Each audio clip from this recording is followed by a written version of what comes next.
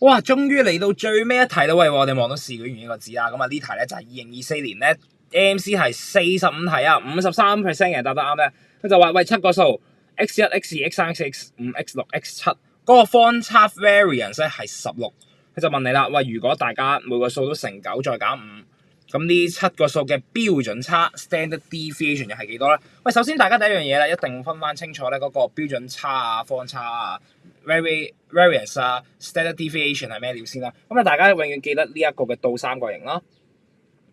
咁第一陣咧，英文咧就係3M 啦。咁啊，我哋中文咧就係嗰個平均值、眾數同中位數。咁啊，去到咧中層咧就係 range 啦、分佈域啦。IQR 啦 ，interquartile range 中文即係呢個4分位數間距啦，同埋就係呢個 SD standard deviation 標準差。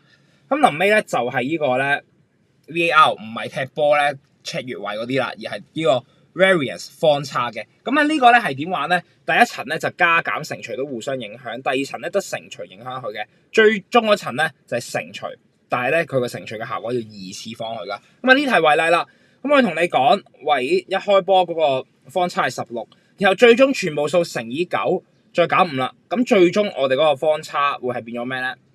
我哋變咗16乘以9嘅2次，因為咧佢9去得嚟咧，仲要二次方去噶，所以咧答案係咩啊？16乘9嘅意思，我哋撳一撳啊，就係得到1296。喂，冇呢個答案喎，咁梗係啦，因為我哋唔係要揾嗰個方差，係揾標準差嘛。咁大家就記得啦。咁臨尾個標準差係咩嚟㗎？標準差其實就係個方差嘅開方去，或者倒翻轉講，方差就係標準差，你要二次方咯。所以臨尾我哋開方翻個答案落去，就撳得出答案就會係36，答案係 B 㗎啦。